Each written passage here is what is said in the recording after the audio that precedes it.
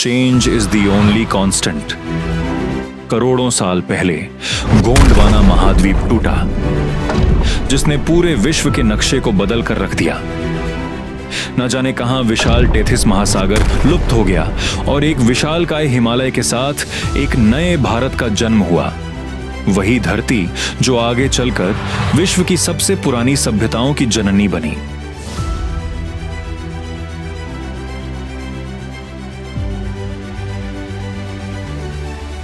एक ऐसी जननी जिसने कई साम्राज्यों के साथ साथ एक राष्ट्र को जन्म दिया, जिसकी बुनियाद एक मजबूत प्रशासनिक स्तंभ पर टिकी हुई है। एक ऐसी प्रशासनिक तंत्र जो न सिर्फ राजस्व वसूलने का काम करे, बल्कि न्याय के साथ साथ विविधताओं से संपन्न भारत को एकजुट भी रख सके। लेकिन आगे चलकर अंग्रेजों ने इस प्रशासनिक तंत्र के उद्देश्य को सेवा से बदलकर नियंत्रण कर दिया और इसी नियंत्रण से आजाद होने के लिए इस राष्ट्र के स्वतंत्रता सेनानियों ने कई संघर्ष किए। अंततः 1947 में भारत न सिर्फ अंग्रेजों की गुलामी से आजाद हुआ, बल्कि एक सशक्त राष्ट्र बनने की दिशा में अग्रसर भी हुआ। At the stroke of the midnight hour, when the world sleeps, India will awake to life and freedom. और फिर पुनर्जन्म हुआ स्टील फ्रेम ऑफ इंडिया कहे जाने वाले आधुनिक सिविल सेवाओं का। एक ऐसी सिविल सेवा जिसकी विरासत का हिस्सा बनने के लिए हजारों अभ्यर्थी परीक्षा हॉल के रण क्षेत्र में जीतने के लिए कोचिंग संस्थानों की मदद लेने लगे।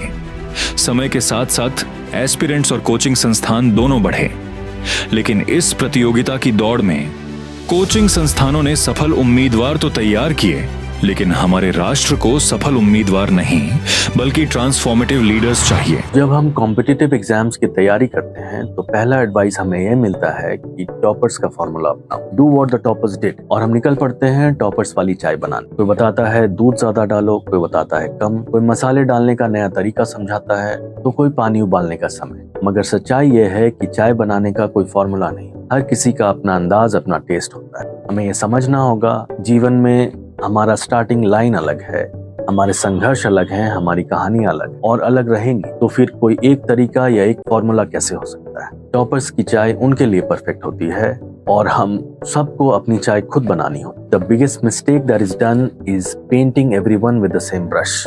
जरूरी यह है कि हम अपने आप को पहचाने and we carve out a path for ourselves. True success in a competitive exam like the UPSC और any other exam does not lie in copying anyone else. It lies in discovering your own rhythm of learning. 8 by 10 के छोटे से कमरे में शुरू हुए जद्दोजहद कब एक एस्पिरेंट्स को अकेलेपन की ओर ढकेल देते हैं यह किसी को मालूम नहीं पड़ता। जनरली सपोर्ट सिस्टम और ह्यूमन कनेक्शन के अभाव में discipline changes into isolation for, और फिर एस्पिरेंट्स खुद को डिसिप्लिन, किताबें और दीवारों के बीच काफी अकेला महसूस करते हैं।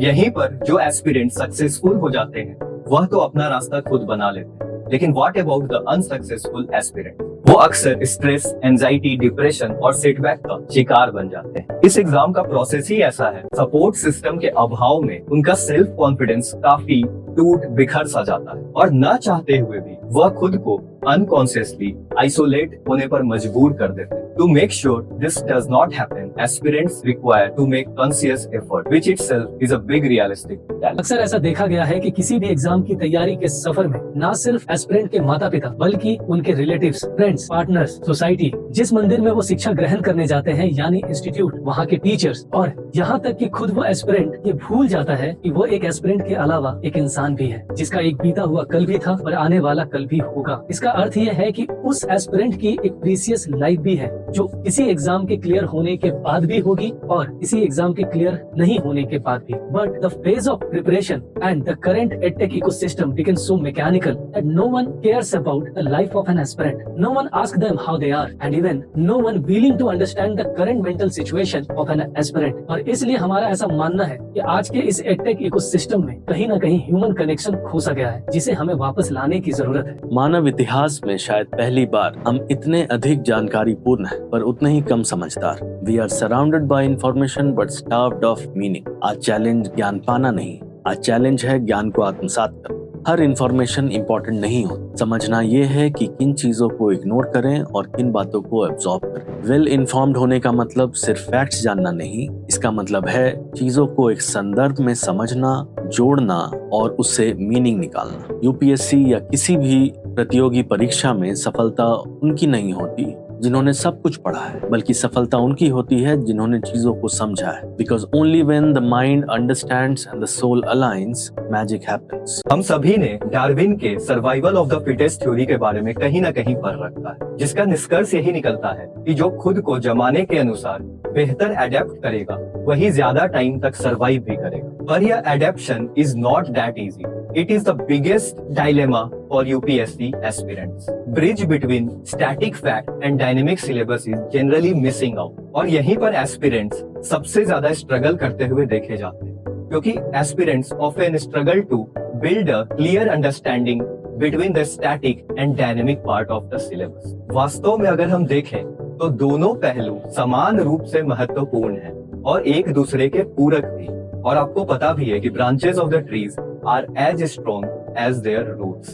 The famous physicist Richard Feynman ने एक बार बहुत खूबसूरती से ये कहा था कि अगर मुझे किसी क्वेश्चन या फिर किसी क्वेश्चन के एक आंसर में से किसी एक को चुनना पड़े तो मैं एक ऐसे क्वेश्चन को प्रेफर करूंगा जिसका या तो आंसर हो या ना हो, बजाय एक ऐसे आंसर के जिसे कभी क्वेश्चन नहीं किया जा सकता। रिचर्ड फेनमैन की ये बात इस चीज को दर्शाती है कि questions are more important than answers. But आज प्रिपरेशन के इस इकोसिस्टम में जहां एक तरफ एस्पिरेंट्स आंसर पाने की जद्दोजहद में लगे हुए हैं, वहीं दूसरी तरफ coaching institutes readymade answers provide करने में। And maybe that was the reason why even after the 78 year of independence, we can't able to solve the basic problem of India as well as the Indians. In our opinion, we lost the intelligence of questioning the very answer of a question. और आज इसी intelligence को aspirants के mind में री inculcate करने की जरूरत है, जिससे ना सिर्फ वो एग्जाम निकाल सके बल्कि वो अपने लाइफ के सभी एस्पेक्ट्स को सही रख पाए। हम भीड़ नहीं, एक संघ बनाने आए। एक ऐसा संघ, एक समुदाय जो संख्या से नहीं बल्कि साझा उद्देश्य से जुड़ा है। आप यहाँ ऐसे साथियों के बीच होंगे जो एक दूसरे का सपोर्ट सिस्टम बनेंगे, छोटे माइलस्टोन्स को सेलिब्रेट करेंगे, सेटबैक्स का बोझ बांटेंगे और मिलकर आगे बढ़ेंगे। हमारा रिश्ता प्रतिस्पर्धा का नहीं, सहयात्रा का है, क्योंकि जब हम साथ बढ़ते हैं तो और मजबूत बनते हैं। महाभारत के रणभूमि में अर्जुन के पास राइट स्किल्स तो मौजूद थे, लेकिन फिर भी वह रण देखकर व्याकुल हो उठा। कृष्ण मार्गदर्शन के लिए मौजूद थे। हमें पता है हर एस्पिरेंट्स एक अलग परिस्थिति से आए हैं, हर एस्पिरेंट्स की एक अलग जर्नी है, वो एक अलग पृष्ठभूमि से आए हैं और उनके चैलेंजेस भी अलग हैं। पर इमोशनल कंट्रोल वह नहीं है जो किसी परिस्थिति को देखकर घबरा जाए। इमोशनल कंट्रोल तो वह है जो उन परिस्थितियों का डट कर सामना कर सके। इस जर्नी में आपके हाई स्ट्रेस, टाइट डेडलाइंस और कमिटमेंट्स की जिम्मेदारी हम साथ साथ निभाएंगे। यहाँ आपको द्रोणाचार्य जैसे शिक्षक नहीं, कृष्ण जैसे मार्गदर्शक मिलेंगे। ऐसे मार्गदर्शक जो आपको आपके नाम से जानेगा,